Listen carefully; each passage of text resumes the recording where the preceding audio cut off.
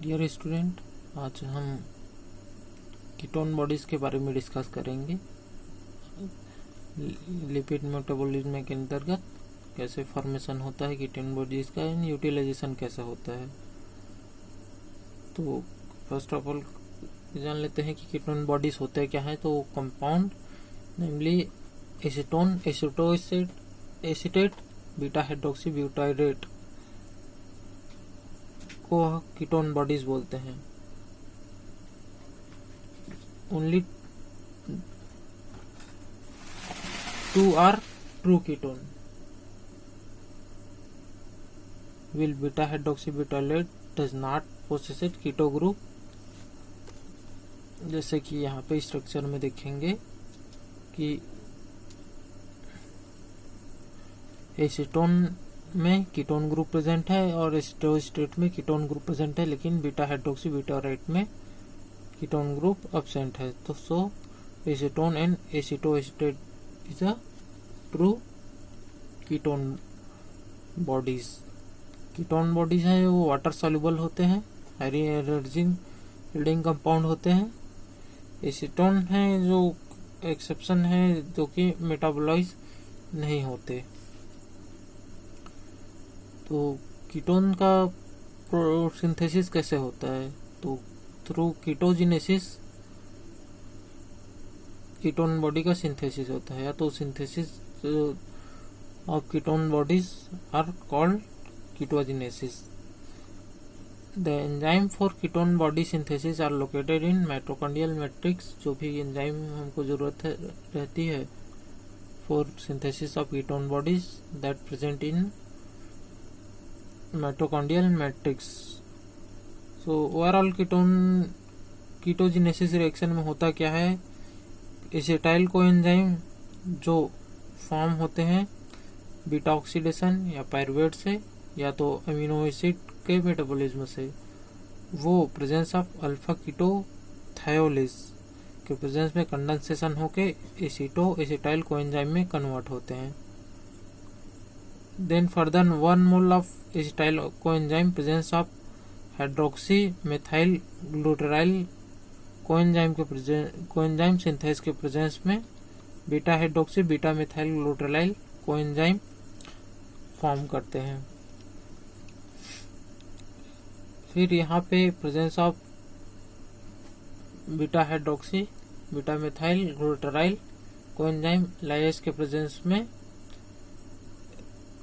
इसे acetyl group 1 acetyl group यहाँ पे रिमूव होता है और एसिटोएस्टेट में कन्वर्ट होता है। एसिटोएस्टेट का जब स्पॉन्टेनियसली डिकार्बोक्सिलेशन होता है तो ये एसीटोन में कन्वर्ट होता है, and presence of hydroxy butyrate dehydrogenase के प्रेजेंस में जब रिडक्शन होगा तो ये बीटा हाइड्रोक्सी ब्यूटाइरेट के फॉर्म में कन्वर्ट है, जो कि दोनों कीटोन बॉडीज है। तो पूरे दिस ओवरऑल रिएक्शन को हम कीटोजेनेसिस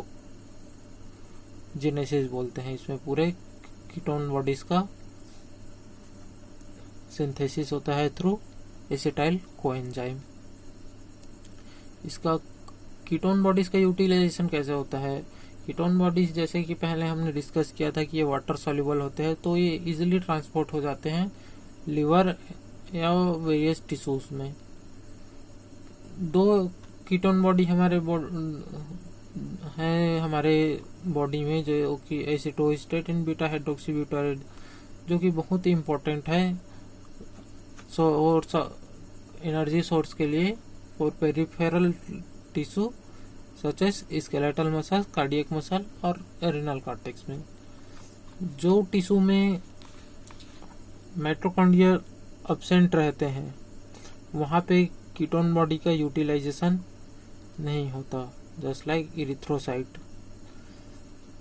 हमारे बॉडी में जहाँ शुगर का प्रॉपर सप्लाई नहीं हो पाता, जब टिश्यू में ग्लूकोज का सप्लाई नहीं हो पाता, उस केस में क्या होता है? कीटोजेनेसिस बढ़ जाता है और डिमांड जो है कीटोन बॉडी का बढ़ जाता है, जिसके द्वारा ये फैट्स हैं वो मेटाबोलाइज होते हैं और कीटोन बॉडीज फॉर्मेशन होते हैं, और जो हमारे बॉडी को जो फ्यूल एनर्जी रिक्वायरमेंट रहती है उसको ये फुलफिल करते हैं। कीटोन बॉडी 50 to 70% ब्रेन के एनर्जी नीड को सप्लाई करते हैं।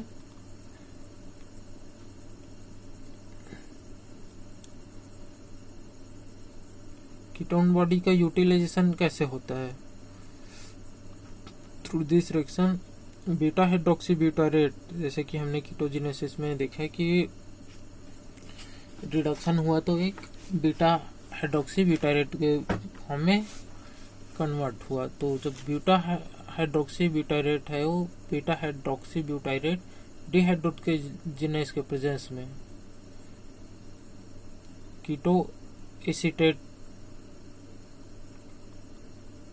के फॉर्म में कन्वर्ट होता है। कीटो एसीटेट प्रेजेंस ऑफ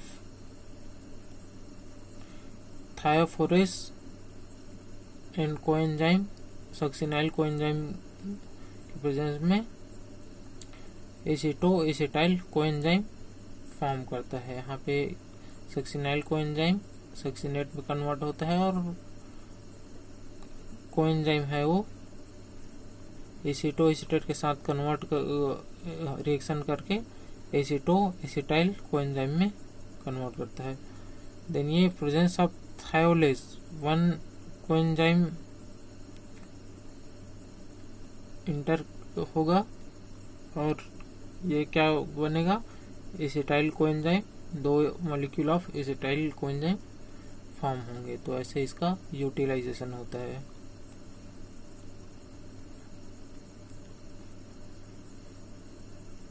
हमारे बॉडी में कीटोन बॉडीज का ओवर प्रोडक्शन होगा तो क्या होगा? जैसे कि हम जानते हैं कि बॉडी में एक कांस्टेंट लेवल में कीटोन बॉडी का प्रोडक्शन होता है लीवर में, यूटिलाइज होता है एक्स्ट्रा हेपेटिक टिश्यू के जरिए। हमारे बॉडी में जो टोटल कीटोन बॉडीज का प्रोडक्शन है वो मेंटेन रहता है 1 mg per deciliter, and excretion in urine is very low, undetectable by routine test जैसे होता है तो ये अनडिटेक्टेबल रहता है, वो इतना लो रहता है। ओवर प्रोडक्शन के कारण कीटोनेमिया होता है। इसमें होता क्या है कि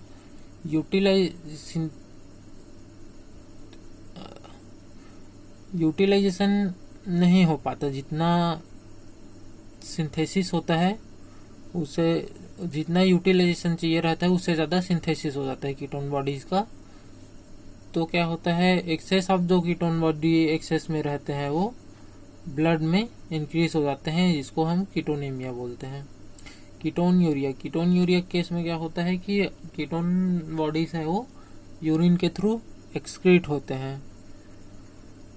दोनों को कंबाइनली हम कीटोसिस भी बोल सकते हैं, कीटोनेमिया और कीटोन यूरिया को।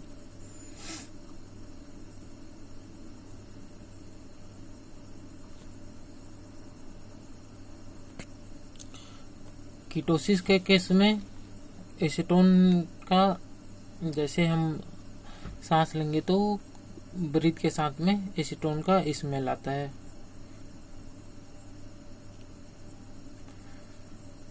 स्टार्वेशन में क्या होता है कि डिग्रेडेशन ऑफ फैटी एसिड है वो एनर्जी के नीड के अनुसार से इंक्रीज होता है, जिसके अनुसार से ओवर प्रोडक्शन होता है एसिटाइल कोएंजाइम के का, which can not fully handle bye citric acid cycle. Citric acid cycle में पूरे के पूरे सिट्रिक एसिड साइकिल उसको यूटिलाइज नहीं कर पाता एसिटाइल कोएंजाइम को। Then TCA cycle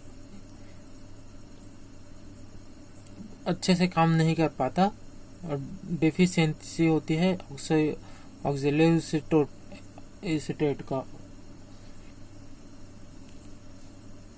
and it is diverted for glucose synthesis to meet essential requirement for tissue like brain. This result in accumulation of acetyl coenzyme and diversion and overproduction of ketone bodies. Diabetes के case में insulin proper function नहीं करती, जिसके कारण हमारा carbohydrate है वो metabolise नहीं हो पाता और लिपोलिसिस बढ़ जाता है, जो कि ब्लड में कंसंट्रेशन इसका इंक्रीज होता है धीरे से।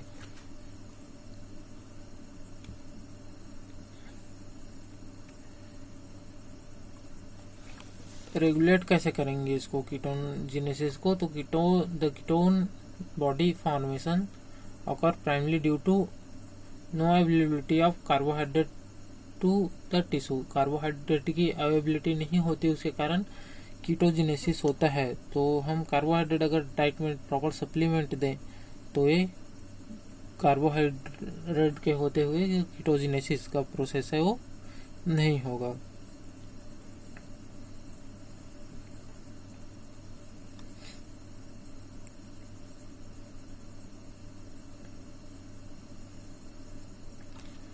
Ketogenic anti ketogenic substance, ketogenic substance जो कि प्रमोट करेंगे कीटोजेनेसिस, जैसे कि including fatty acids and certain amino acid, leucine, lysine and tyrosine.